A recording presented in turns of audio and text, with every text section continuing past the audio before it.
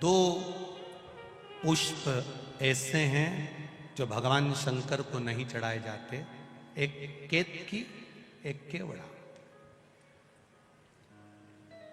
और चंपा भी भगवान शंकर को चढ़ती है, पूरे साल नहीं चढ़ती, केवल भादों के महीने में चढ़ती है, उसके सिवाय नहीं चढ़ती। क्या कारण था? केतकी की कथा तो यहां पर शिव महापुराण में आ जाती है कि केतकी ने एक गलती कर दी थी। जब ब्रह्मा जी शंकर भगवान के शिवलिंग का दर्शन करने के लिए ऊपर जाते गए, शिवलिंग का छोर नहीं मिला, शीश नहीं मिला। ब्रह्मा जी गौ माता को लेकर आ गए, गाय चलो पृथ्वी पर चलकर भगवान विष्णु के सामने कह देना कि ब्रह्मा जी को छोर मिल गया। गौ माता ने कहा मैं झूठ क्यों बोलूं? ब्रह्मा जी ने कहा तुझे एक रोटी दिलाऊंगा, प्रत्येक घर से तुझे खाने को रोटी मिलेगी। एक रोटी के चक्कर में गौ माता ने झूठ बोल दिया भगवान विष्णु के सामने। केवल एक रोटी के लिए गाय झूठ नहीं बोल रही, एक रोटी के लिए संसार का मनुष्य भी झूठ बोलता है, दिन भर झूठ बोलता है, दिन भर। एक बार श्री हनुमान जी महाराज जब अयोध्या में राम जी का राज्य स्थापित हो गया, अयोध्या के राजा श्री राम बन गए, विराजमान हो गए, हनुमान जी घूमते रहते थे तो कपड़े की दुकान वालों ने हनुमान जी को रोक लिया। कपड़े वालों ने, किराने की दुकान वालों ने हनुमान जी को रोका, रोक कर पूछा क्यों रे हनुमान, तूने लंका कैसे जलाई थी? हनुमान जी ने कहा उनने मेरी पूंछ में कपड़ा बांधा, तेल डाला, आग लगाई, मैंने जला दी। रोज कपड़े वाले, किराने वाले हनुमान जी से रोज पूछते तूने लंका कैसे जलाई, लंका कैसे जलाई, लंका कैसे जलाई, हनुमान तूने लंका कैसे जलाई? हनुमान जी ने कहा उनने मेरी पूंछ में कपड़ा बांधा, तेल डाला, आग लगाई, मैंने जला दी। हनुमान ने कहा बस ऐसा? हाँ। किराने वाले, कपड़े वाले बोले एक बार जला के बता। हनुमान जी ने कहा बांधो कपड़ा। उन्होंने पूंछ में कपड़ा बांधा, तेल डाला, आग लगाई, हनुमान जी उन्हीं की दुकान में घुस गए। उन्हीं की दुकान पर सारी किराने की दुकान, कपड़े की दुकान जितनी थी सब जल गई। सब दौड़कर राम जी के पास गए, राम जी के पास जाकर आवाज लगाई कि राम जी राजा बनकर बैठे हैं, अयोध्या के राजा राम के सामने हमारी दुकान जल रही है, हमारी दुकान में आग लग गई है, ये कैसे हो गया? हनुमान जी को बुलाया गया। हनुमान तुम इतने चतुर होने के बाद, अष्ट सिद्धि नवनिधि के दाता, असबर दीन जानकी माता, राम रसायन तुमरे पासा, तुम इतने चतुर होने के बाद तुमने इनकी दुकानों में आग क्यों लगा दी? हनुमान जी बोले ये रोज कहते थे लंका कैसे जलाई, कैसे जलाई, कैसे जलाई। मैंने कहा कपड़ा बांधा था, तेल डाला था, आग लगाई, मैंने जलाई। इनने कहा जला के बता, हमने कहा लगा। इन्होंने तो तूने इनकी दुकान क्यों जलाई? तो हनुमान जी बोले इनकी दुकान लंका से कम है क्या? 1 रुपए की चीज 10-10 रुपए में बेचे तो आग ऐसे ही लगाऊंगा, ये कम है? शिव कथा कह रही है, भगवान शंकर का संवाद कह रहा है, शिव महापुराण की कथा कह रही है, शिव तत्व कह रहा है, शंकर भगवान का चरित्र कह रहा है, शिव कथा कह रही है। एक रोटी के लिए गौ माता ने झूठ कह दिया, एक रोटी की। गाय कहती है कि मैं चलकर बोल दूंगी, पर मेरी वाणी पर विश्वास कौन करेगा? केतकी का फूल लगा था, ब्रह्मा जी ने तोड़ लिया। केतकी के फूल से कहा तू नीचे चलकर बोल देना, ब्रह्मा जी को भगवान शंकर का सिर मिल गया। केतकी का फूल बोला मैं झूठ क्यों बोलूं? ब्रह्मा जी ने कहा मैं तुझे सुगंधित बना के रखूंगा, तू बहुत सुगंध में रहेगा, बहुत सुगंधित रहेगा। ठीक है। भगवान विष्णु से पूछा ब्रह्मा जी ने, आपको भगवान शंकर के चरण मिले हैं क्या? क्या भगवान शिव के चरण मिले? नहीं।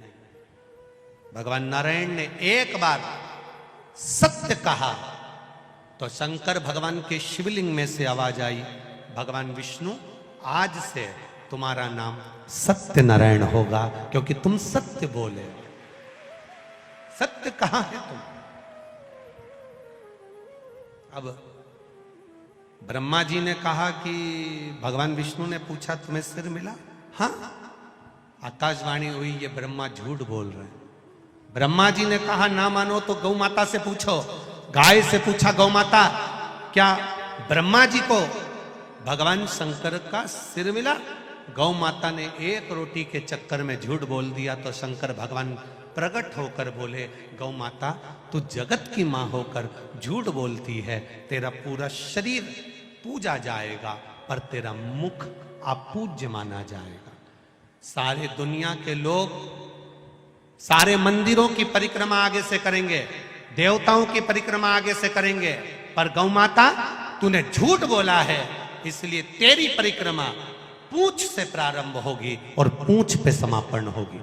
दुनिया के लोग कन्यादान आगे से करेंगे, गौदान, वस्त्रदान, अन्नदान, सारे दान आगे से करेंगे, पर गौ माता का दान दुनिया के लोग पीछे से करेंगे। इसलिए गौ माता का दान गाय की पूंछ पकड़कर किया जाता है, आगे से नहीं किया जाता। तो झूठ बोली। गौ माता ने क्षमा मांगी, गलती हो गई, गलती। शिव क्षमा भी करती है। केतकी के फूल को ब्रह्मा जी ने कहा इससे पूछो। केतकी के फूल को भगवान विष्णु ने लिया और पूछा बोल केतकी ब्रह्मा जी को सिर मिल गया? केतकी के पुष्प ने कहा हाँ ब्रह्मा जी को सिर मिल गया। देवाधिदेव महादेव प्रकट होकर कहते हैं रे केतकी के पुष्प तूने देवाधिदेव महादेव के सामने झूठ बोला है, मैं तुझे श्राप देता हूं, सारे देवताओं पर चढ़ेगा पर देवाधिदेव महादेव पर कभी नहीं चढ़ेगा। अगर भूल से भी केतकी का फूल मुझ पर चढ़ गया तो 1000 गौ हत्या के बराबर दोष लग जाएगा। इसलिए केतकी का फूल शिव पर नहीं चढ़ता। तो झूठ बोला। शिव महापुराण की कथा कहती है सारी दुनिया में जाकर झूठ बोलोगे चल जाएगा, सारे संसार में जाकर झूठ बोलोगे चल जाएगा, पर शंकर भगवान के ओटले पर, शिव जी की चौखट पर, शिव महापुराण में शंकर के द्वार पर, शिव की चौखट पर, शंकर भगवान के मंदिर में, शंकर भगवान की देहली पर, शंकर भगवान के ओटले पर, शंकर भगवान की चौखट पर अगर मुख से एक झूठ निकल जाता है तो जिंदगी में बुढ़ापा पलंग पर सड़ सड़ के निकलता है, अच्छे से नहीं निकल पाता है। एक झूठ, एक झूठ।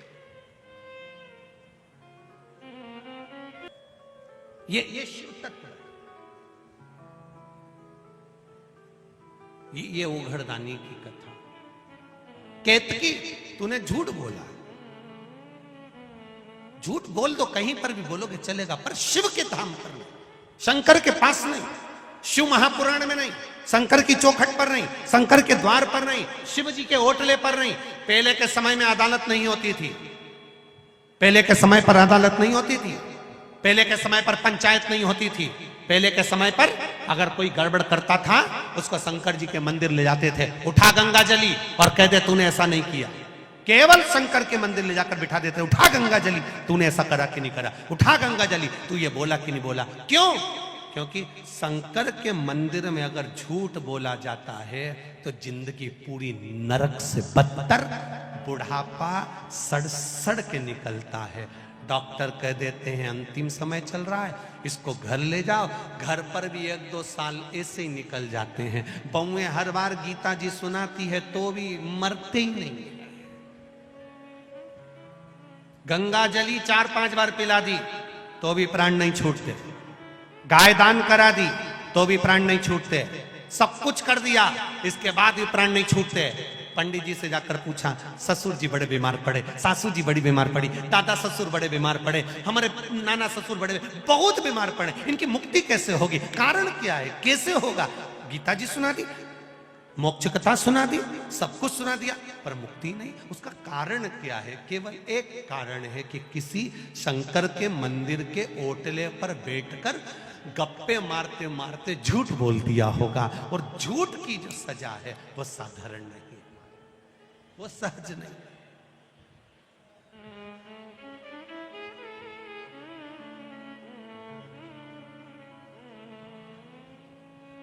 वो सहजता नहीं है। इसीलिए शिव महापुराण की कथा कहती है महाराज, इसीलिए।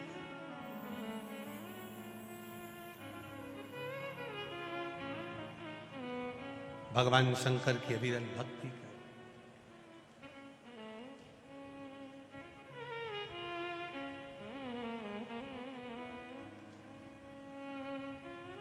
महाराज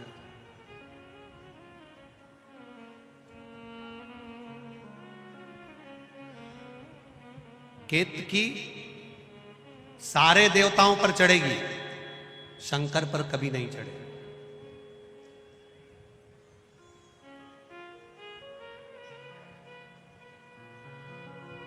केवड़ा शिवजी पर क्यों नहीं चढ़ता? केवड़े का पुष्प शंकर तक क्यों नहीं पहुंचता? केवल एक कारण, चंपा साल भर भगवान देवादिदेव महादेव पर क्यों नहीं चढ़ता? केवल भादो का महीना, केवल एक भद्रपद, बाकी का समय नहीं। कारण क्या है? केवल निंदा में व्यस्त रहता था। केवड़ा और चंपा दोनों का एक ही काम था, दिन भर केतकी की निंदा में लगे रहते थे। आप सबसे एक निवेदन है, कोई गलती करे, कोई गलत काम करे, उसने करने वाले ने कर दिया, हम क्यों उसकी निंदा करें? हम क्यों उसके लिए अपशब्द बोलें? हम क्यों आड़ा टेढ़ा बोले? वो निंदा में लगा। शिव जी ने श्राप दे दिया, केतकी को जो दोष है वही की वही दोष तुम दोनों को भी लगेगा, क्योंकि उसने जो पाप करा है उस पाप का गुणगान तुम दोनों ने किया है। पाप का गुणगान तुम दोनों ने किया। बहुत बहुत ध्यान देना जरा, इस चरित्र पर थोड़ा सा ध्यान देना। बहुत कोई व्यक्ति का हम निंदा करते हैं ना, तो उसका पाप हमारे माथे चढ़ता चले जाता है। निंदा करने वाला, जिसकी हम निंदा कर रहे हैं उसका पाप। एक कथा पहले कही थी, आप लोगों के स्मरण में होगा। एक राजा को एक बीमारी लग गई, पूरा शरीर टपक रहा है, गिर रहा है, पूरा शरीर टपक रहा है, गिर रहा है, बड़ी भयंकर बीमारी, गल गल कर शरीर नीचे गिर रहा था। राजा ने सारे वेदों को दिखाया, सारे डॉक्टरों को दिखाया, पर राजा का शरीर ठीक नहीं हुआ। आखिरी में राजा ने विचार कर, अब करूं तो करूं क्या? गुरु जी के पास गया, गुरुदेव मेरे शरीर में एक रोग लग गया, शरीर टपक टपक कर जमीन पर गिर रहा है, गुरुदेव मेरा शरीर गल रहा है, गुरु जी आप बताओ, कुछ अच्छा बता दीजिए। गुरु जी ने कहा, राजन तेरा शरीर गिर रहा है? हाँ। टपक रहा है? हाँ। शरीर गल रहा है? हाँ। राजन तेरा भाई था ना, वो तो मर गया, भाभी कहां है? घर में। राजन एक काम कर, जहां जिस कक्ष में तेरी भाभी सोती है उस कक्ष के बाहर रात्रि के समय पर जाकर दरी बिछाकर सोना चालू कर दे। किसी को बताना मती, किसी को बोलना मती, किसी से कुछ कहना मती, बस भाभी के कमरे के बाहर जाकर सोना चालू कर दे। ठीक है महाराज, इससे अच्छा हो जाऊंगा? बिल्कुल अच्छा हो जाएगा, जा सो। अब गुरु जो बताता है बड़ा विचित्र बताता है। दुनिया के लोगों को भले लगता है क्या शंकर जी को जल चढ़ाने से ऐसा हो सकता है, क्या बेलपत्र चढ़ाने से ऐसा हो सकता है, क्या धतूरा चढ़ाने से ऐसा हो सकता है, क्या शहद चढ़ाने से ऐसा हो सकता है, क्या चावल का दाना चढ़ाने से ऐसा हो सकता है, क्या शंकर जी के मंदिर में सफाई करने से, शिव जी के मंदिर को धो देने से शंकर के मंदिर को साफ कर गया, उसके कमरे में जाकर सोता है। भाई मर गया और राजा भाभी के कमरे में जाकर सो रहा है।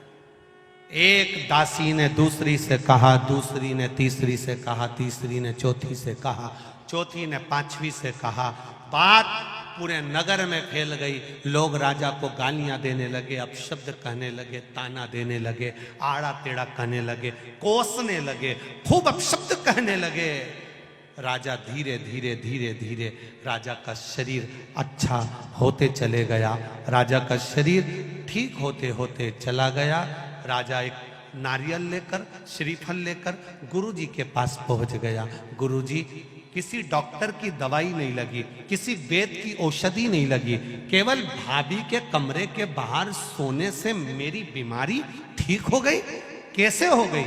गुरुजी ने कहा, राजा तेरा पाप बहुत बढ़ गया था, उस पाप को समाप्त करने के लिए तेरी निंदा करवाना प्रारंभ करी, तेरी बुराई करवाना प्रारंभ करी। दुनिया के लोगों ने जब तुझे गाली देना चालू करा, अपशब्द कहना चालू करा, बुराई करना चालू करा, निंदा करना चालू करा, तो तेरा रोग, तेरी बीमारी अपने आप समाप्त हो गई। तेरा रोग मिट गया, तेरी बीमारी समाप्त।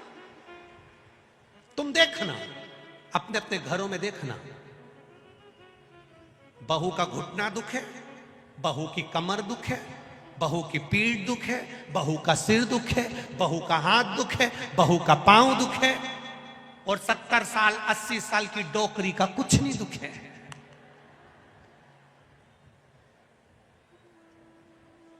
वो बूढ़ी अम्मा का कुछ नहीं दुखता, वो माता का कुछ नहीं दुखता। कारण क्या है? कभी तुमने सोचा? अरे ओ बदनावर वालों, कभी विचार करा कि सास का कुछ नहीं दुखता? सवेरे 4 बजे 5 बजे उठती, झाड़ू लगा लेती, दांत अभी तक जोरदार, चना भी खा जाती, और तू देखे तो 2-3 बार तो कुल्ला करके आती, आंखें इतनी बढ़िया कि अभी भी सुई में धागा पिरो ले, और तू सुई में धागा पिरोए तो 2 बार चश्मा को उतार के साफ करके फिर चढ़ा ले। कभी विचार करा? सुबह 4 बजे से घर की बुजुर्ग मां काम में लग जाती है, 4 बजे से गोबर, झाड़ू, बर्तन, ये वो करते करते करते करते सवेरे जल्दी नहा नुहा के मंदिर जाके फिर आके काम में लग जाए। रात को सोते सोते तक भी कोई काम बता दे तो वो काम कर दे। मेहमान आए पानी पिला दे, रोटी बना दे, सब्जी बना दे, खिला खिलू के नची। और तेरे शरीर में कष्ट, बहू का हाथ दुखे, पांव दुखे, सिर दुखे, कमर दुखे। कभी विचार करा कि बूढ़ी माँ को कुछ नहीं होता और तुझे क्यों होता? उसका कारण केवल एक ही है, घर की बहू मायके में जाकर सास की इतनी बुराई करती, इतनी बुराई करती, इतनी बुराई करती कि सास एकदम जोरदार होती चली जाती है। सास बीमारी नहीं होती क्योंकि बुराई करते करते करते करते उसके पूरे रोग, पूरी बीमारी समाप्त। इसलिए सास होन आज भी एकदम ओल्ड इज गोल्ड, आज भी जोरदार। अब मेरा बहुओं से निवेदन है, सास को जल्दी निपटाना है तो बुराई बिल्कुल मत करो। तुम जितनी जितनी बुराई करोगे ना, सास उतनी जोरदार खजूर वाली चोटी बना के, हार वार पहन के, झामर झुमका पहन के चलेगी। और तुम बुराई करना बंद कर दोगे तो सास भी धीरे धीरे धीरे धीरे धीरे धीरे फिर पलंग पे मिलेगी। अगर तुम जितनी बुराई करोगे उतनी वो रसोई घर में मिलेगी। जल्दी निपटाना है तो बुराई करना बंद मत करो। क्यों करूंगा? शिव पुराण कह रही है, हम किसी की बुराई करते, हम किसी की निंदा करते, हम किसी की चुगली करते, हम किसी का अपशब्द कहते हैं। केवड़े ने और चंपा ने केतकी के फूल की बुराई करी, और वो बुराई करी, इतनी करी, इतनी करी, इतनी करी, इतनी करी कि शंकर जी ने कह दिया इसका पाप इसके माथे चढ़ जाए, ये भी पापी कहलाएगा, इसको भी दोष लगेगा, इसको भी चढ़ाने वाला दोष ग्रसित होगा। केवल उसका पाप इसके माथे चढ़ जाए।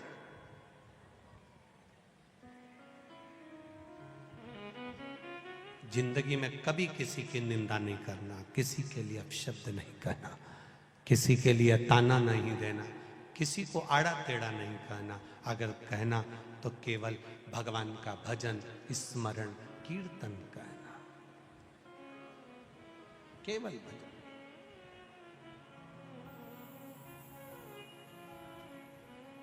उसकी भक्ति, उसका स्मरण, उसका मंत्र जाप, उसका कीर्तन।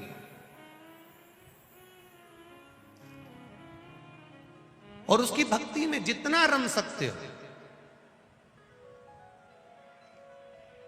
उसके भजन में जितना रम सकते हो उतना रम। महाराज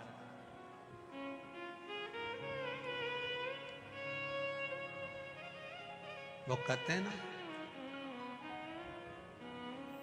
मीराबाई को लोगों ने ताने पर ताना दिया, गाली पर गाली दी, अपशब्द पर अपशब्द किया, पर मीराबाई भगवान की भक्ति में रमी रही,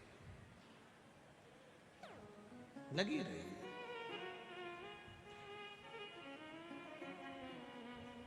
मीरा भगवान की अविरल भक्ति में लगी, अविरल भक्ति में लगी है मीरा।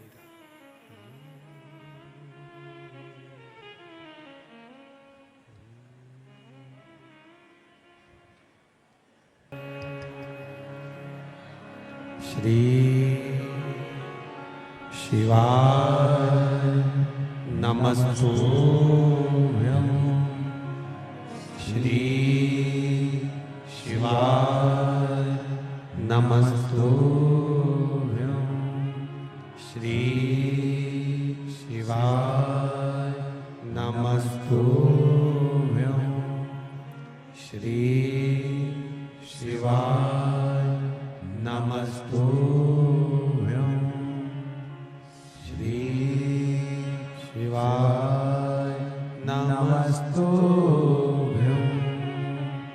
भोला सब दुख काटो भारा, ओ भोला सब दुख काटो भारा।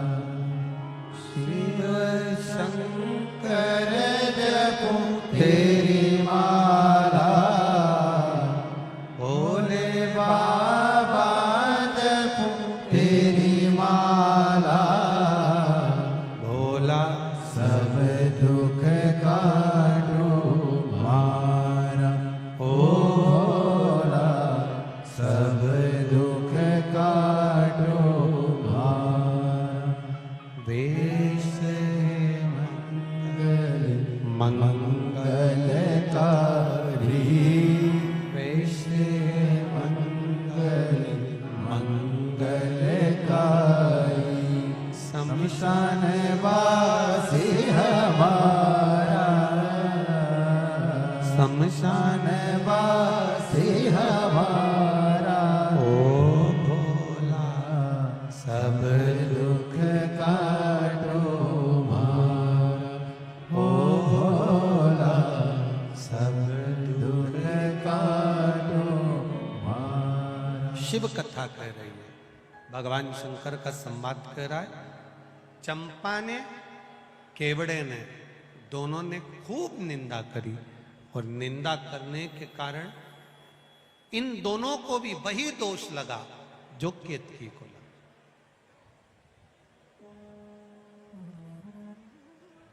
शिव निंदा करने वाला, शिव निंदा सुनने वाला, दोनों ही दोष। शिव कथा कर रहे हैं।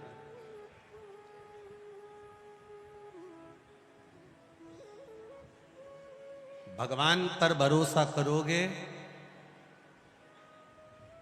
तो तर जाओगे, दुनिया पर भरोसा करोगे तो एक ना एक दिन खड्डे में डूब के मर जाओगे। परमात्मा पर करा गया भरोसा, परमात्मा पर करा गया विश्वास आपको तार देता, डूबने नहीं देता, वो तार देगा।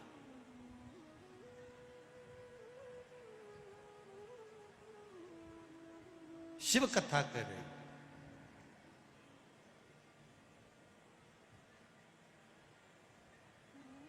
जिस पुष्प में सुगंध नहीं थी,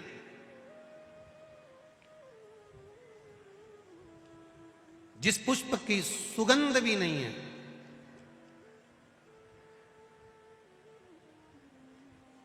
और जहर भी बहुत भरा हुआ है, कोई गंध नहीं उसमें, कोई सुगंध नहीं उसमें।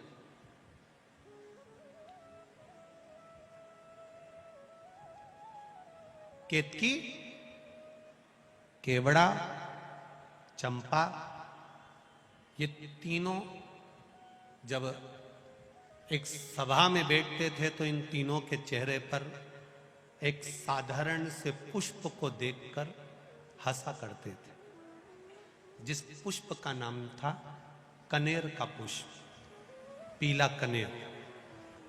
मैं आस्था चैनल के कार्यकर्ताओं से कहूंगा कि पीला कनेर के पुष्प का दर्शन अवश्य कराएं, जो शंकर भगवान को अति प्रिय है। पंच पुष्प में से दूसरे नंबर का पुष्प है। पहले नंबर का कौन सा था? कल कथा में वर्णन किया था, कौन सा? पारिजात, हार श्रृंगार जिसको बोलते। दूसरे नंबर का है कनेर, जो जहर से परिपूर्ण है। पीला कनेर, टीवी के माध्यम से आप दर्शन कर रहे होंगे, फेसबुक यूट्यूब पर कथा को सुन रहे हैं तो उस पर देख रहे होंगे। एलसीडियां जो लगी हुई हैं, एलईडियां, उस पर भी आप लोग आराम से दर्शन कर रहे होंगे। पीला कनेर, केतकी, चंपा, केवड़ा, जो कि पुष्पों में प्रबल पुष्प हैं, बड़े सुगंधित पुष्प हैं। जब पुष्पों की सभा लगती है तो उस पुष्पों की सभा में भी इन तीनों को बड़ी महत्वता दी जाती है, बड़ी महत्वता।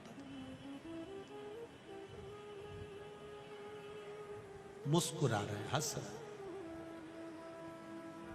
जब व्यक्ति के पास में थोड़ा सा वैभव आ जाता है, व्यक्ति के पास में थोड़ा सा धन आ जाता है, व्यक्ति के पास में थोड़ी सी संपदा बढ़ जाती है, व्यक्ति के पास में थोड़ी सी पद, प्रतिष्ठा, यश बढ़ जाता है, तब वो साधारण व्यक्ति पर थोड़ा ठहाके लगा सकता है, हंस लेता है। पर ये नहीं जानता सारे देवता अच्छी अच्छी वस्तु को भले अपने पास रख लेते होंगे, पर मेरा महादेव जो किसी काम की वस्तु नहीं है, मेरा महादेव उसको अपने पास में रख लेता है। जो कोई काम करे, जिसका कोई कीमत नहीं, जिसकी कोई महत्वता नहीं। धतूरे की कोई कीमत होती है क्या? अरे बोलो, जम के बोलो जरा। नहीं। बेलपत्र की कोई कीमत, डमरू की कोई कीमत, त्रिशूल की कोई कीमत, सांप की कोई कीमत, भभूति भस्म की कोई कीमत, मुंडमाला की कोई कीमत, जिसकी कोई कीमत ही नहीं है, जिसको दुनिया ने नकार दिया, जिसको दुनिया ने धक्के मार कर निकाल दिया। शिव महापुराण की कथा कहती है,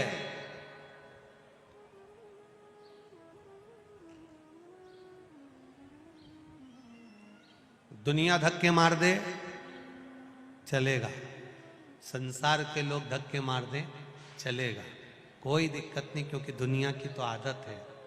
जो बच्चा माँ की गोद में पड़ा रहता है वही माता की छाती पर लात मारता है।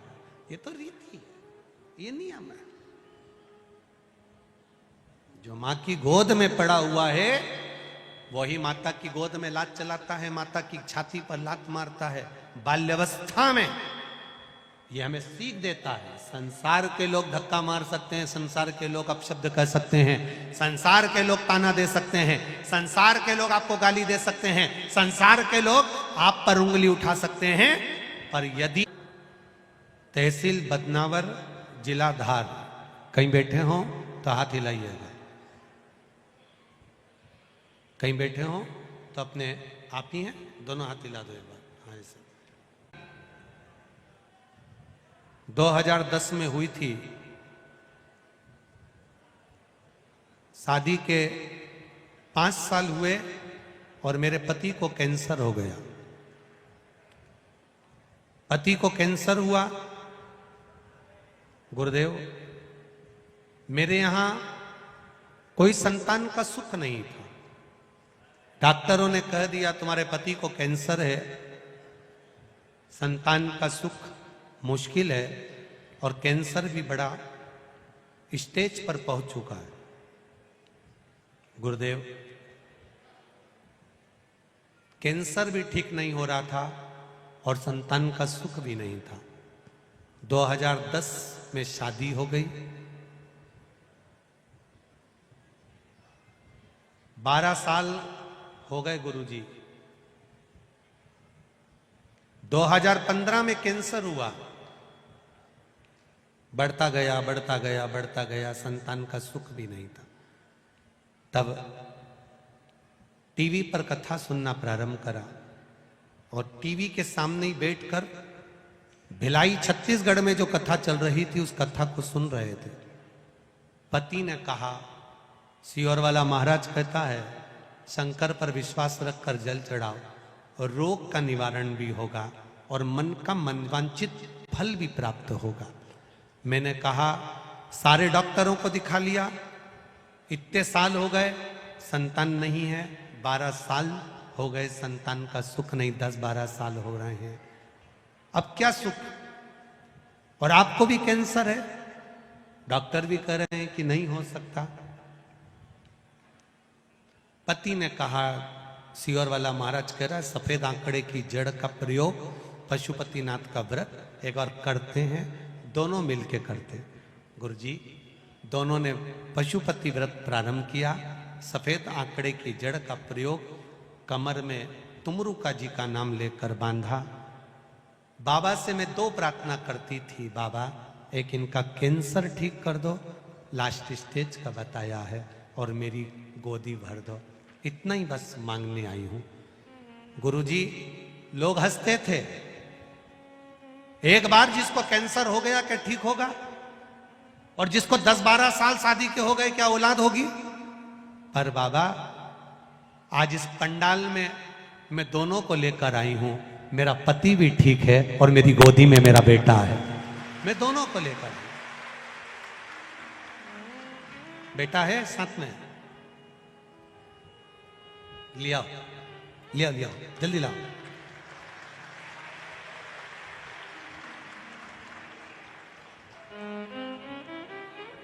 आज मैं बाबा के पंडाल में बस केवल इतना कहना आई हूं कि जहां किसी की नहीं चलती वहां महादेव की चलती है, वो झोली भरता जरूर है, ये उसी की करो।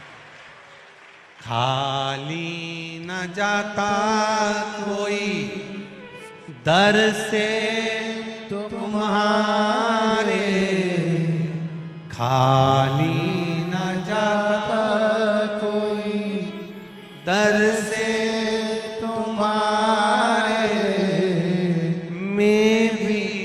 खड़ी हो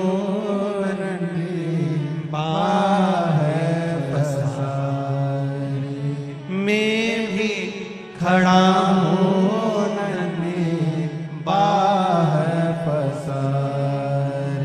अपने हृदय से लगा लो गिरा जा रहा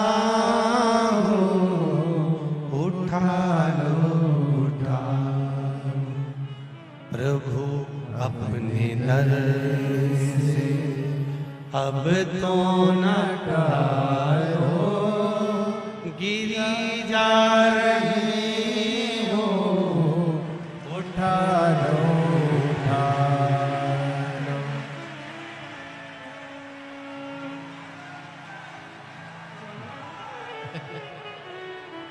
खाली न जाता कोई दर से तुम्हारे, खाली न जाता कोई दर से तुम्हारे, मैं भी खड़ा हूँ नन्हे। रोइए नहीं, बिल्कुल रोना बंद कर दो। अब रोना नहीं, अब तो बाबा के चरणों में रोना बंद। जब भी कथा में आओ ना तो रोना बंद कर दो। अब तो बाबा ने झोली भी भर दी और पति को भी ठीक कर दिया, अब क्या रोना? खाली न जाता कोई दर से तुम्हारे, मैं भी खड़ी हूँ बाहें पसारे। अपने हृदय से लगा लगा लो गिरी जा रहे हो उठा लो पत्र में बहन आपने लिखा है उमा जी जोशी, शायद जिंदगी का पहला कोई व्याख्या होगा जिसमें पति को कैंसर हो और मेरी गोदी में नहीं भरी हो। डॉक्टरों ने दोनों तरफ से निराश किया था, पर दोनों खुशियां लेकर इस दरबार में खड़ी हूं, बाबा के दरवाजे। ये कृपा शिव की, उसके बिना कोई कृपा नहीं कर सकता। उसकी कृपा, उसकी उदारता, उसकी दया। आप जा रहे हो शिव मंदिर तक, आप जा रहे हो शंकर की चौखट तक, आप जा रहे हो शिव के शिवालय तक, आप एक लोटा जल शंकर जी को चढ़ा रहे हो, उसका फल खाली नहीं जाता है। टीवी के सामने कथा सुन रहे हो, फेसबुक यूट्यूब पर सुन रहे हो, दिल से सुन रहे हो, खाली नहीं जाता है। फिर कहूंगा, लाखों की संख्या में आप लोग आए हो। सिसोदिया जी को भी धन्यवाद दूंगा, बाहर से आए हुए लोगों के लिए भोजन व्यवस्था करना, इतनी पंडाल व्यवस्था करना, जल व्यवस्था करना। शरद जी आपको बहुत बहुत साधुवाद है, आपकी टीम को साधुवाद। लाखों की संख्या में आए हो, लाखों की संख्या। जो विश्वास लेकर आए हो, जो भरोसा लेकर आए हो, ना जाने इतने सारे शहर छोड़कर, बड़े बड़े नगर छोड़कर ये शिव महापुराण ये जंगल में क्यों पहुंची, ये तो हमको भी नहीं मालूम, पर विश्वास कहता है कि कुछ आपकी झोली भरने के लिए आई होगी, कुछ कृपा करने के लिए आई होगी, हमको भी नहीं। पूरे कोटेश्वर के आसपास देखो तो कोई मकान नहीं मिलेगा, कोई घर नहीं मिलेगा, जंगल ही जंगल है। इस जंगल में इतना मंगल हो जाना, ये शिव के सिवा कुछ नहीं हो सकता। बहुत दूर दूर से आप लोग गाड़ियां भरा भरा कर लेकर आ रहे हो। 5 दिन की कथा है, दिल से सुन ली। 3 महीने में वो क्या देगा, 3 महीने भी जाने दो। उज्जैन की कथा में तुम्हारा पत्र रखा मिलेगा, ये मेरा विश्वास कहता है, ये मेरा भरोसा करता है, विश्वास। जिसने दिल से सुनी है, जिसने भरोसे से सुनी है, जिसने दृढ़ता से सुनी, छल से नहीं, दिखावे से नहीं। छल और दिखावा तो होना ही नहीं, आप दिल से सुनो, जहां मिल जाए। कल भी टेंट बढ़ाया, आज भी पूरा टेंट और बढ़ाया जाएगा। माना आप लोग ज्यादा संख्या में आए हो, खड़े हो, जगह नहीं, फिर भी आपका विश्वास 3 घंटे तक एक जैसे धूप में खड़े रहना, बाहर खड़े खड़े खड़े खड़े कथा को श्रवण करना, ये विश्वास नहीं तो और क्या है। कनेर विषैला है, कनेर का फूल सुगंध नहीं है, कनेर के पुष्प में कोई सुगंध नहीं, कोई तत्व नहीं पड़ा है। केतकी हंस रही है, केवड़ा हंस रहा है, चंपा हंस रहा है। दुनिया के लोग जिस पर हंसते हैं, दुनिया के लोग जिस पर उंगली उठाते हैं, दुनिया के लोग जिससे नफरत करते हैं, मेरा महादेव उससे प्रेम करता है, मेरा महादेव उसको प्यार दे दिया धक्का किसी। दुनिया के लोग जिससे नफरत करते, दुनिया के लोग जिसको धिक्कार देते हैं, धतूरे को कौन पूछे, कांटे वाले पौधे को कौन पूछे, कनेर को कौन पूछे। कोई पशु पक्षी नहीं खाता कनेर को, विष भरा है, आंकड़े में विष भरा है, मंदार में विष भरा है। समी के पत्ते कांटों में पैदा होते हैं, बेलपत्री का पत्ता कांटों में पैदा होता है, सब में कुछ ना कुछ दोष है, फिर भी मेरा महादेव उनको स्वीकार करा हुआ है। मेरा महादेव उसको स्वीकार, दोष है, वो दोष दुनिया को दिखता होगा, लोग कहते होंगे बेलपत्री में कांटे हैं, शमी के पत्ते में कांटे हैं। लोग कहते होंगे कनेर जहरीला है, शंकर जी को चढ़ाना नहीं चाहिए। धतूरे में कांटे हैं, भांग में ऐसा है, उसमें ऐसा है। दुनिया के लोग इनमें दोष देखेंगे, पर मेरा महादेव दोष में भी कुछ अच्छा देख लेता है। नारद जी ने देखा, सब हंस रहे थे। कनेर के पुष्प को नारद जी ने तोड़ा। तोड़ते तोड़ते आकाश मार्ग से नारद जाते जाते उस कनेर के पुष्प को एक कैलाश की शिला पर रख दिए। कैलाश की शिला पर वो कनेर का पुष्प रखा था, उस कनेर के पुष्प को भृंगी ने उठा लिया। भृंगी ने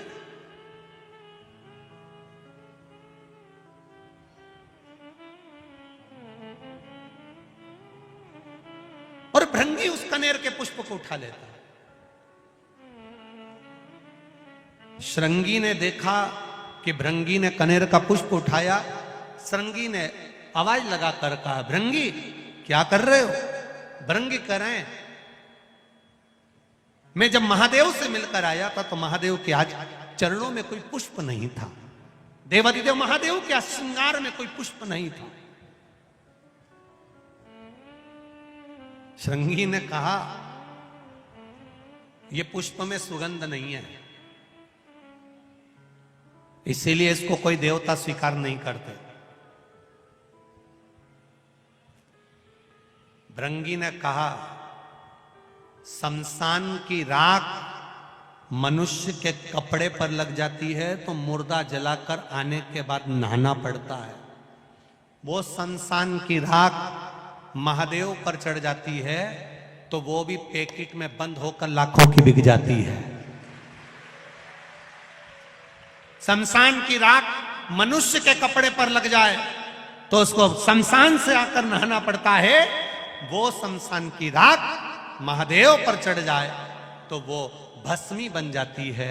शरीर पर महादेव के लगने के बाद चपटी भभूत में है खजाना कुबेर का, उसकी भस्म से भी कुबेर का खजाना झड़ता है। तो ये कनेर भी कुबेर के खजाने से कम नहीं होगा, मेरा विश्वास कहता है। ये मेरा विश्वास कहता है। भृंगी ने कनेर का पुष्प उठाया, ले गया। श्रृंगी तुमदुबी बजा रहा है।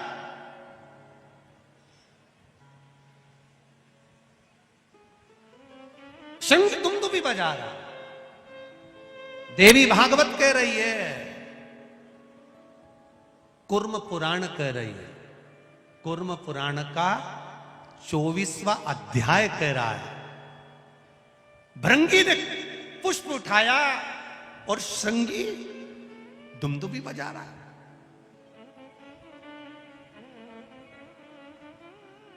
दुमदुबी। अब जैसी दुमदुबी बजना चालू हुई तो पूरे कैलाश में चर्चा हो गई। ऐसा लग रहा है कि कुछ जरूर हुआ है। इतनी दुमदुबी बज रही तो जरूर कुछ हुआ है। अब हुआ क्या है पता करो। माता पार्वती जी ने गणेश जी को भेजा, माता पार्वती जी ने कार्तिकेय को भेजा। माता पार्वती जी ने जब गणेश कार्तिकेय को भेजा तो गणेश जी महाराज ने अपनी सूंड में जल भरकर ऊपर की ओर फेंका। देवताओं को लगा जरूर कोई बात है। सारे देवता आकर खड़े हुए। हुआ क्या है? दुमदुबी भी अचानक क्यों बजने लगे? अपने गांव में अचानक ढोल बजने लगे तो पता तो करना पड़ेगा कि हुआ क्या है। किसके घर छोरा हुआ, किसके यहाँ शादी हुई, किसके यहाँ क्या हुआ। तो मालूम पड़े कि साहब ना तो छोरा हुआ ना शादी हुई, फिर ढोल क्यों बजे? तो के साहब वो मांगने वाला कोई आया है तो वो आटा मांग रिया है तो ढोल बजा रिया है। तो क्या मांगने के लिए ढोल की क्या जरूरत पड़ गई? तो क्या लोगों की बेल बजाओ तो गाली दे, ढोल बजाओ तो ताली बजाए, तो इसलिए ढोल बजा। तो इसने आखिर बात क्या है? दुमदुबी बजी तो क्यों बजी? दुमदुबी बजने का कारण क्या है? जो दुमदुबी का नाद पड़ा सारे देवता आकर खड़े हो गए। इतने में भृंगी ने एक कनेर का पुष्प, मात्र कनेर का, जिसमें विष भरा हुआ है, किसी काम का नहीं, जिसमें सुगंध तक नहीं है, जो कोई काम का नहीं था, उस कनेर के पुष्प को भृंगी ने देवादिदेव महादेव के चरणों में जैसे ही रखा, पार्वती जी ने उस पुष्प को देखा, देखकर विचार करा, जो भी सुगंधित पुष्प आता था शिव जी के ऊपर चढ़ता था, भले इसमें विष भरा है, क्यों ना ये भी शिव पे चढ़े। पार्वती जी ने उठाकर शंकर भगवान के कानों में उस पुष्प को लगा दिया। कनेर का वो फूल आज भी शंकर भगवान के फोटो में, पुराने फोटो में, पुराने चित्र में शिव जी के कान में लगा हुआ। कभी कभी किसी ने दर्शन करा है किसी ने ऐसा दर्शन कि शिव जी के कान में कनेर का फूल लगा हुआ देखा होगा। तब पार्वती जी ने कानों में उस पुष्प को लगाया। देवाधिदेव महादेव नेत्र बंद कर स्मरण करते हुए देख रहे हैं। देवता खड़े होकर अपने आप को विचार कर रहे हैं कि यह पुष्प शिव जी पर कितना सुशोभित हो रहा है, ये पुष्प हमको भी मिलना चाहिए। भगवान शिव ने नेत्र खोलकर कहा, ये मुझ पर चढ़ा है, देवताओं को भी प्रिय लगा है, सभी देवताओं को कनेर का पुष्प समर्पित होगा और वो कल्याण करने वाला। महाराज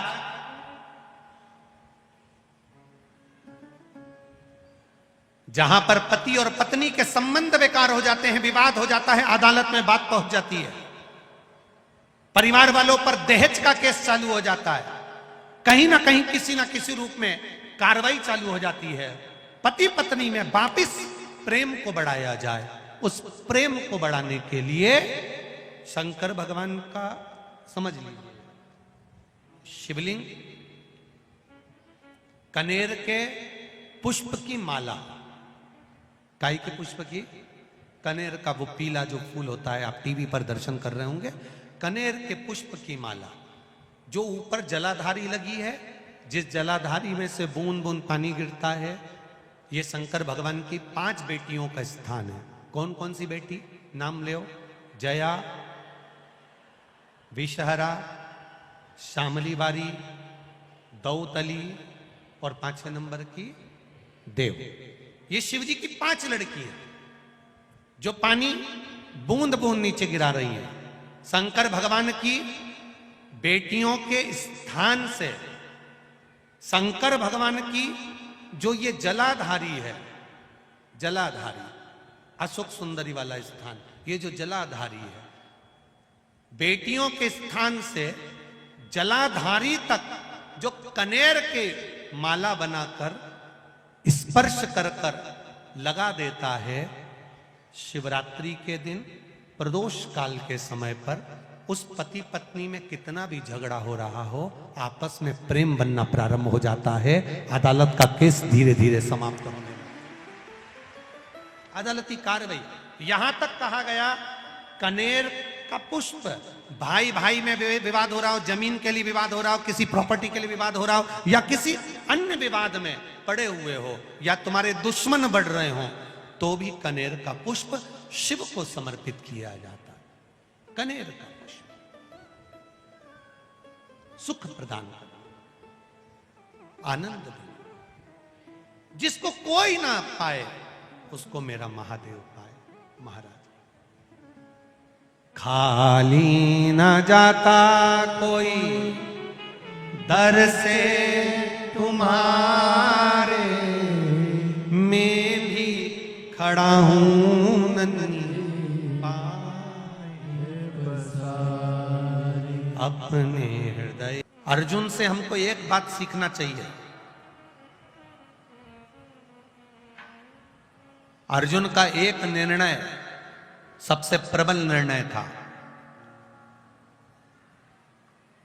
और अर्जुन ने सबसे बड़ा अगर कोई निर्णय लिया था तो वो एक निर्णय लिया था कि मुझे कृष्ण चाहिए, कृष्ण मेरे हो जाए। ये अर्जुन का निर्णय था।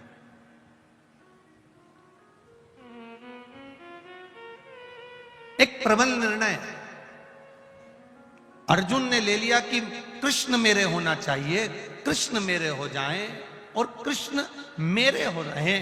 ये अर्जुन ने निर्णय लिया कि मुझे कुछ चाहिए तो कृष्ण चाहिए। बस अर्जुन ने एक निर्णय लिया था कि मुझे कृष्ण चाहिए, और भगवान कृष्ण अर्जुन के हो गए थे।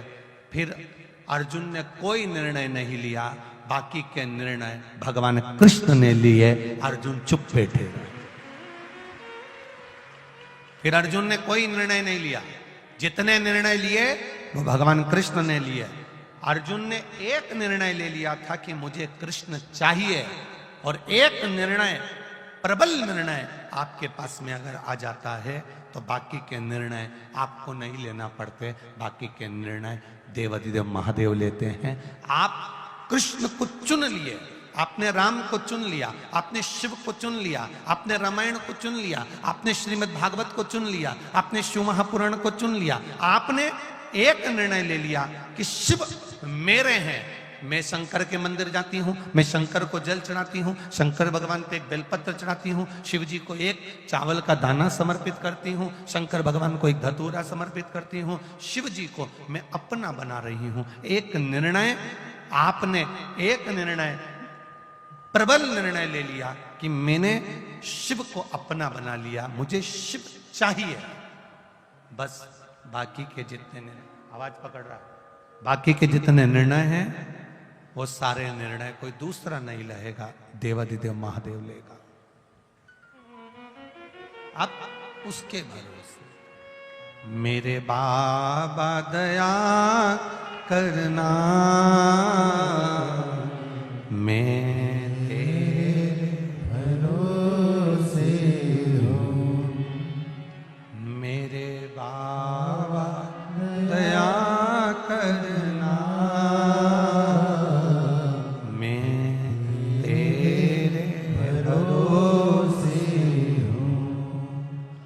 ना घर के भरोसे हूँ, ना परिवार के भरोसे हूँ, ना घर के भरोसे हूँ, ना परिवार के भरोसे हूँ।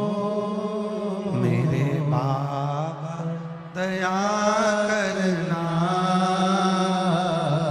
मैं तेरे भरोसे हूँ। मेरे बाबा दया करना, मैं तेरे भरोसे हूँ। आपने चुन लिया देवाधिदेव महादेव को, आपने चुन लिया भगवान शिव को।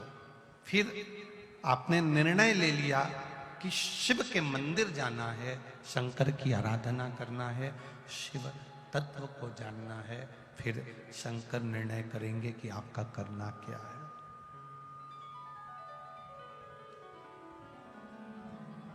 फिर निर्णय वो करेगा, फिर निर्णय वो लेगा।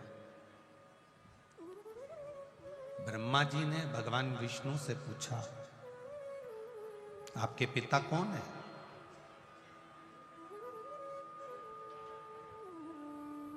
कहा,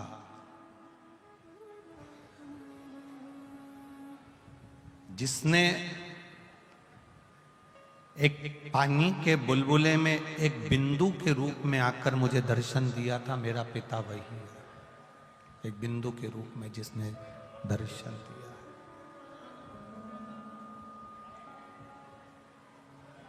बिंदु के रूप में।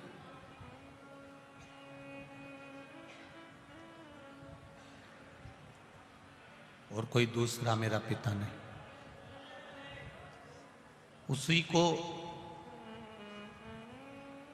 ज्योतिर्लिंग कहते हैं, उसी को ज्योति स्वरूप कहते हैं, उसी को शिव का शिवलिंग कहते हैं। उसी बिंदु को, उसी बिंदु।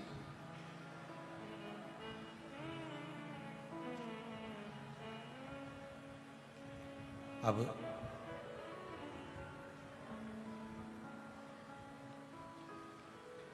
ब्रह्मा जी ने कहा, मैं नहीं मानता। ब्रह्मा जी कह रहे हैं, मैं इसको नहीं मानता। मुझे आपके पिता का दर्शन करना है।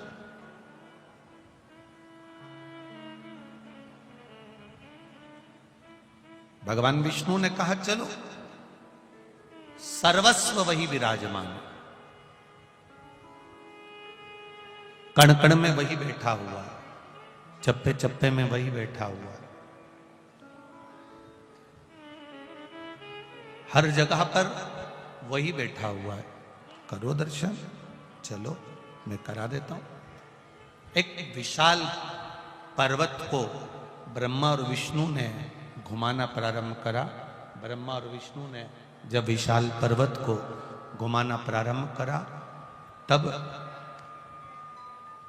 उसमें से एक अग्नि का खंभ प्रकट हो गया, और अग्नि के खंभ ने एक लिंग की आकृति प्रकट हो गई, और लिंग की आकृति प्रकट होकर भगवान देव अधिदेव महादेव ने ब्रह्मा जी और भगवान विष्णु के सामने कह दिया कि आज मुझे प्रकट करा है ब्रह्मा और विष्णु ने, मुझे प्रकट करा है ब्रह्मा और विष्णु ने।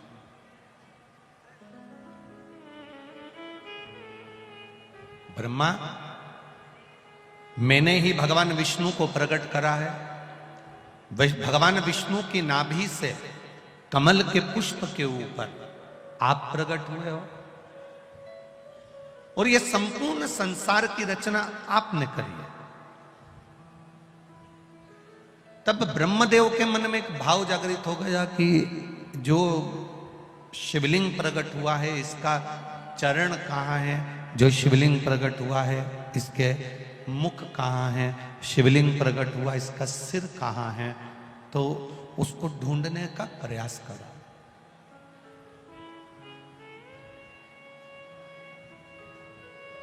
भगवान विष्णु से ब्रह्मा जी ने कहा कि आप कहाँ जाना चाहेंगे? बाहर की आवाज अंदर आ रही है, पर अंदर की आवाज नहीं क्लियर आ रही है,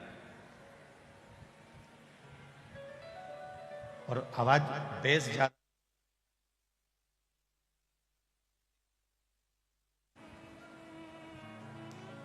भगवान ब्रह्मा देव भगवान विष्णु से कहे,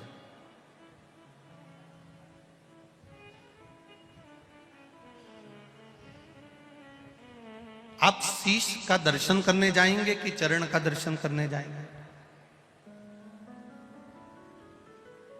भगवान देवाधिदेव महादेव ने, भगवान शिव जी ने, भगवान विष्णु ने तुरंत ब्रह्मा जी के सामने कह दिया कि मैं भगवान का शीश देखने जाऊं, एक पिता का मस्तक देखने के लिए जाऊं, ये मेरी सामर्थ्यता नहीं है, ये मेरी सामर्थ्यता नहीं।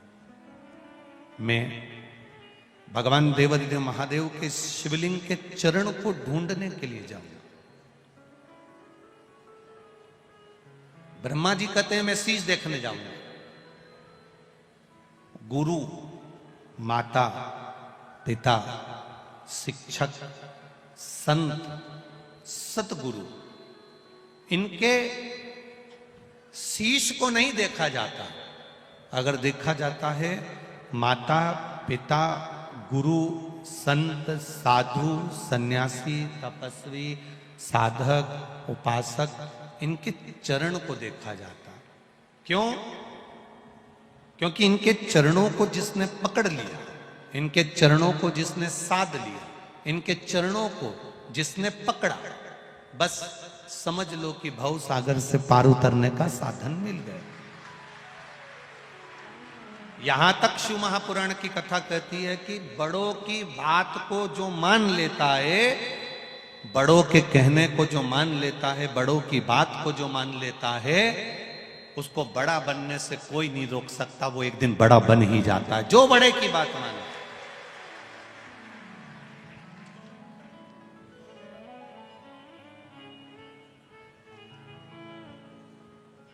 कई बहुओं की आदत रहती है, सास की बात उन्हें बुरी लगती है, ससुर की बात उन्हें बुरी लगती है, घर के बुजुर्ग की बात उन्हें बुरी लगती है, पड़ोसन ने कुछ कहा अच्छी लगेगी, मौसी सास ने कहा अच्छी लगेगी, मामा ससुर ने कहा अच्छी लगेगी, फूफा सास ससुर ने कहा अच्छी लगेगी, दूसरा कह रहा है ना अच्छी लगेगी, पर वही बात अगर सास कहे तो बुरी लगेगी।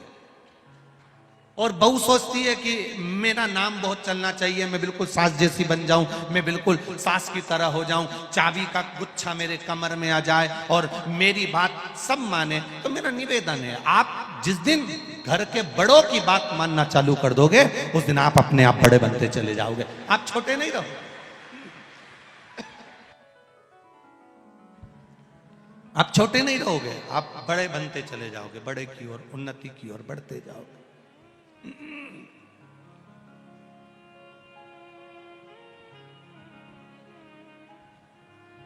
हम दूसरे का कहना मानते हैं, हम दूसरे की बात मानते हैं, हम दूसरे के कहने पर चलते हैं।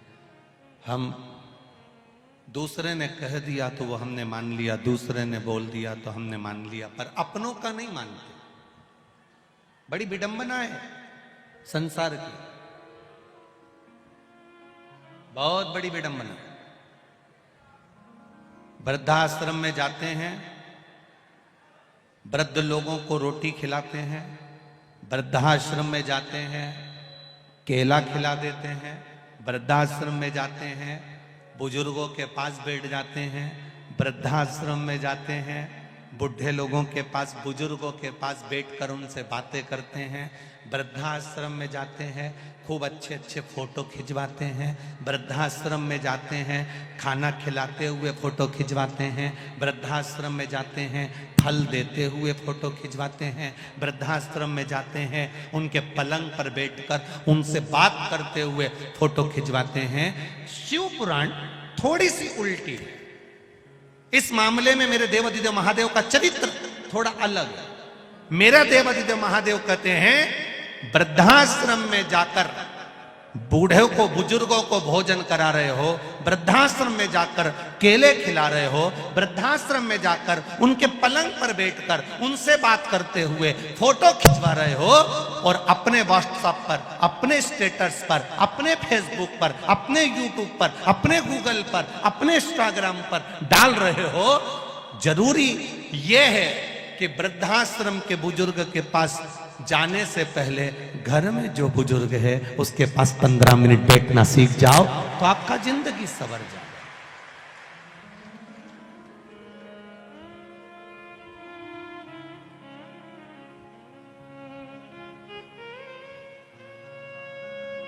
घर में बुजुर्ग बैठे हैं, घर में बुजुर्ग विराजमान है, वो इंतजार कर रहे हैं कि 5 मिनट मेरा बेटा मेरे पास बैठे, मेरे से मेरे दिल की बात करे। ए नाना, ए नंगा, ए छोरा इधर आ, बेटा इधर आ, बाबू इधर आ। वो बिठाए, ये दौड़ के चले जाए, मम्मी टाइम नहीं है, पिताजी समय नहीं है, भागा भागा भागा भागा, बस यहाँ जाए वहाँ जाए, दोस्त के जाए, काम पर जाए, धंधे पर जाए, बिजनेस पर जाए, फैक्ट्री पर जाए, यहाँ जा वहाँ जा, पूरी जिंदगी बस केवल दौड़ रहा है, दौड़।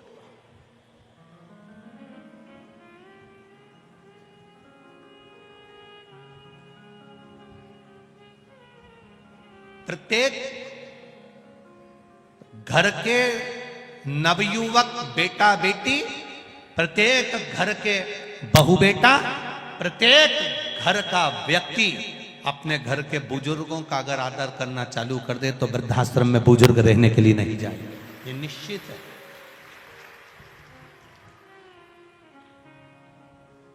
दूर के ढोल, फिर लोग कहते हैं सियोर वाला महाराज मालवा में फिर ताने देना चालू कर देता है। अब तुम सोचो जरा, विचार करिएगा जरा, अपने भीतर उतारिएगा।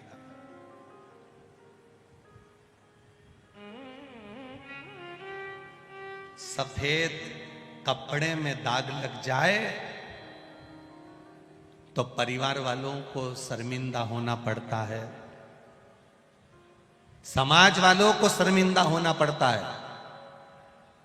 कुल वालों को शर्मिंदा होना पड़ता है, पर संत का चोला, भगवान को मानने वाला, पूजन करने वाला, गेरुआ पहनने वाला और संत का चोला पहनने वाला, और उस संत के चोले पर अगर दाग लग जाए तो देश को शर्मिंदा होना पड़ता है। समझना है।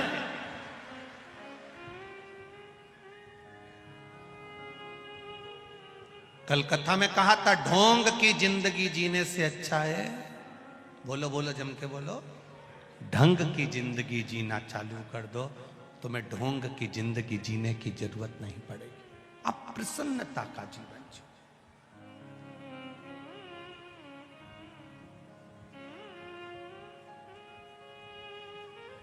हम भगवान का भजन कर रहे हैं, हम भगवान का कीर्तन कर रहे हैं, हम भगवान का मंत्र जाप कर रहे हैं, हम भगवान का स्मरण कर रहे हैं, 4-4 घंटा बैठकर हम भगवान का पूजन कर रहे हैं, इसके बाद भी भगवान हम पर प्रसन्न क्यों नहीं होता? कारण क्या है? क्योंकि हमने शरीर से परमात्मा को बुलाना चाहा, परमात्मा को पाना चाहा, पर मन से नहीं बुला पाए। मीरा ने मन से परमात्मा को बुलाया था, नरसिंह मेहता जी ने मन से भगवान को बुलाया था। नरसिंह जी तो सांवरिया सेठ का भजन करते थे, पर उनके भाई ने जब धक्का देकर निकाला, उनकी भाभी ने जब धक्का देकर निकाला, तो नरसिंह जी सांवरिया जी के मंदिर जाना था, पहुंच गए थे शंकर जी के मंदिर में। शिव जी के मंदिर में शंकर के शिवलिंग को रात भर आंखों से आंसू बहा बहा कर निला रहे थे, रो रहे थे, मेरा कोई नहीं है, मेरा कोई नहीं है। जैसे एक मुर्दे को शमशान में छोड़कर आते हैं, घर पर आकर सब पूड़ी और सब्जी खाते हैं, चाय पीने वाले चाय पीते हैं, ऐसा कोई नहीं कि घर में मुर्दे को छोड़कर आने के बाद कोई घर का ऐसा व्यक्ति बता दो जिसने पूड़ी सब्जी नहीं खाई, चाय नहीं पी, पानी नहीं पिया, ऐसा कोई व्यक्ति नहीं है। आग लगा के आएंगे और अंदर आवाज दे देंगे, चाय देख लो चाय।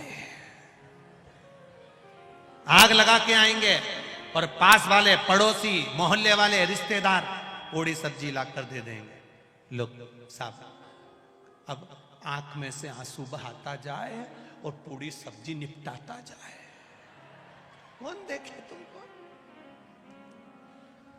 और फिर छोरा से कह दिया, नाना इनगा थोड़ा नमक ला दे, अभी डोकरा के निपटा के आया, अभी शमशान छोड़ के आया, और अब क्या कह रहा है, सब्जी में नमक, थोड़ा नमक ला दे।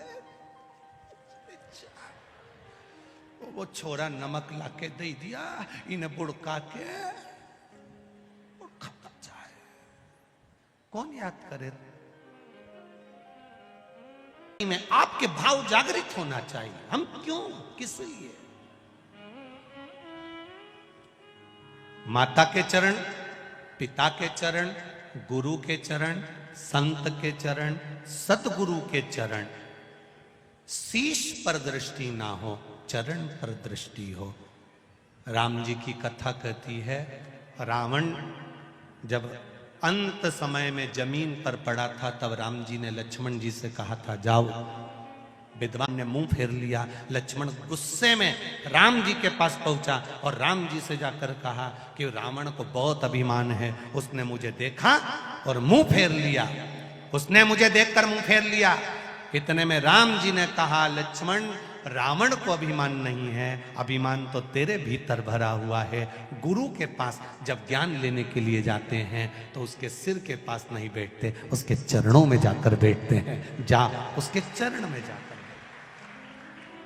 बैठो, उसके चरणों में जाकर, उसके चरणों में जाकर विराजमान होइए, उसके चरणों में जाकर बैठ जाइए।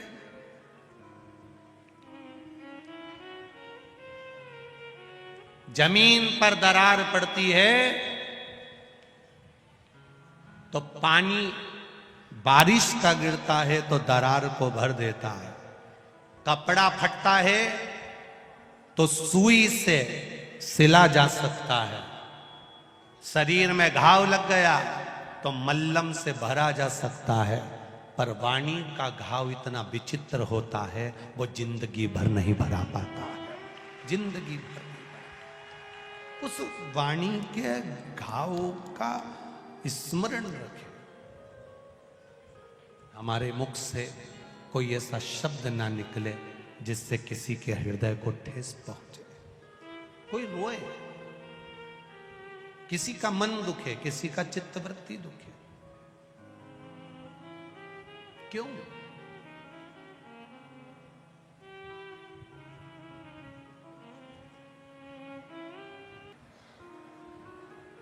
बड़ी कृपा बाबा ने करी है, देवाधिदेव महादेव ने करी है, भगवान शिव ने करी है, तो उसका लाभ आप अपने जीवन में लीजिए और अपने जीवन को धन्य बनाने का प्रयास करिए। शिव कथा कर रही है। ब्रह्मा जी ने सृष्टि की रचना करी है। कभी कभी अच्छा कर्म करते करते भी व्यक्ति के मन में कहीं अहंता का भाव प्रकट हो जाता। यज्ञ करो, अनुष्ठान करो, कथा करो, ब्राह्मण भोज कराओ, भंडारा कराओ, कन्या भोज कराओ, मंदिर बनवाओ, कुआं खुदवाओ, तालाब बनवाओ, बावड़ी बनवाओ, या किसी के लिए कोई सत्कर्म करो। पर शिव महापुराण की कथा कहती है कि जो तुमने करा उसका अभिमान हमारे जीवन में नहीं आना चाहिए, नहीं तो हमारा करा गया पुण्य सब क्षण भर में नष्ट हो जाता।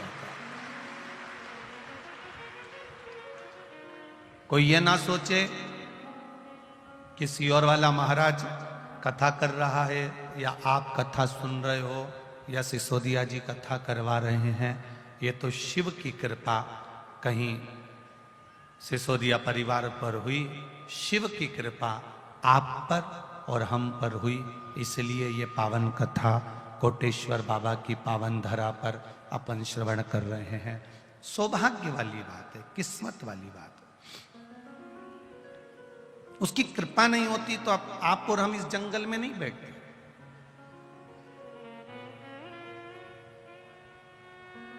अब अपना घर छोड़कर, अपना परिवार छोड़कर, अपना कुल छोड़कर, अपने परिवार को छोड़कर, बच्चों को छोड़कर, पूरे परिवार को छोड़कर आप यहाँ जंगल में आकर कोटेश्वर की पावन धरा पर बैठे हो, तो कुछ तो शिव जी की कृपा होगी, शंकर जी की उदारता होगी। बगीचे में जो फूल अच्छा होता है उसी को तोड़ा जाता है। जो फूल दिखने में भी अच्छा ना हो, जिस फूल में सुगंध भी ना हो, जो फूल किसी काम का नहीं है, जिस फूल की कोई महत्वता नहीं, जिस फूल की कोई आनंदता नहीं, उस फूल को कोई नहीं तोड़ता। जब आपको जो फूल अच्छा लगता है आप उसे तोड़कर अपने पास रखते हो, उसी तरह संपूर्ण पृथ्वी, संपूर्ण भूमंडल, ब्रह्मा ब्रह्म लोक में रहते हैं, भगवान विष्णु बैकुंठ लोक में रहते हैं, इंद्र लोक में रहते हैं, और मेरे देव अधिदेव महादेव इस मृत्यु लोक में रहते हैं। मृत्यु लोक में भगवान शिव को जो अच्छा लगता है, मेरा महादेव उसको पकड़कर अपना बना लेता है, वो पुष्प उसका।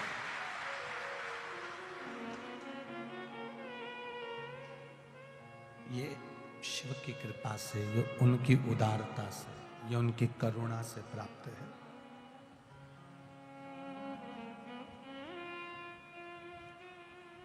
कभी जीवन में देवाधिदेव महादेव को एक लोटा अगर जल चढ़ाया है, शिव जी के मंदिर तक आप गए हैं, शिवालय तक आप गए हैं, शंकर भगवान की चौखट तक आप गए हैं, तो शिव ने आपको थामा है, पकड़ा है, उसने थामा।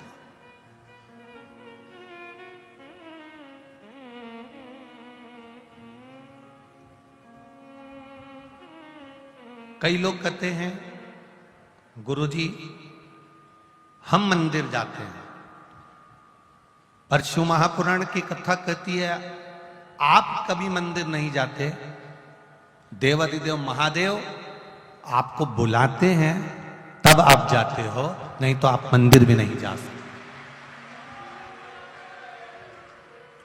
आप ये जरूर कहते हो कि हम मंदिर जाते हैं, मैं रोज मंदिर जाती हूँ, मैं रोज आराधना करती हूँ, मैं रोज पूजन करती हूँ, मैं रोज अर्चना करती हूँ, मैं रोज भगवान की सेवा करती हूँ, मैं रोज भगवान की आराधना करती हूँ। जब तक वो ना चाहेगा तब तक आप नहीं कर सकते। उसकी कृपा नहीं होगी तब तक आप मंदिर भी नहीं जा सकते। उसकी करुणा नहीं होगी तब तक आप उसका गुणगान नहीं गा सकते। ब्रह्मदेव भगवान विष्णु से कहते हैं कि आपके पिता कौन है?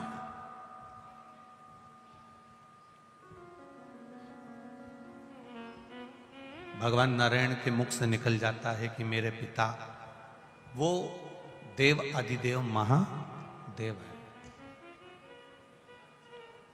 जिसको अपना गोत्र नहीं मालूम होता, जिसको अपना कुल नहीं मालूम होता, जिसको अपना सरनेम नहीं मालूम होता, जिसको अपना गोत्र का स्मरण नहीं होता, तो ब्राह्मण देवता भी कह देते हैं एक काम करो, शंकर भगवान का नाम ले लो, शिव जी का नाम ले लो, भगवान उमापति का नाम ले लो।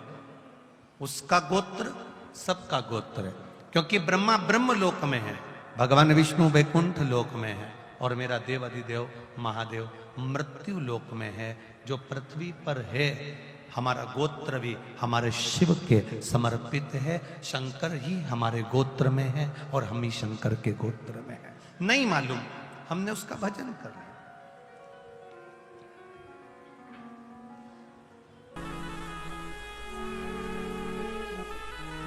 मिला है मनुष्य की देह, मिली है ये संसार में देह, मानव का शरीर मिला है, परीक्षा देना है, हर एक को देना है। संसार में जन्म लिया है तो परीक्षा देने के लिए हम आए हैं। पहले भी कथा में कहा, दो कारणों से मनुष्य का शरीर मिलता है, एक कर्म का भोग भोगने के लिए, दूसरा भगवान का भजन करने के लिए। अब महाराज जी कर्म का भोग भोगें कि भगवान का भजन करें? तो शिव महापुराण की कथा में विद्धेश्वर संहिता के अंतर्गत कहा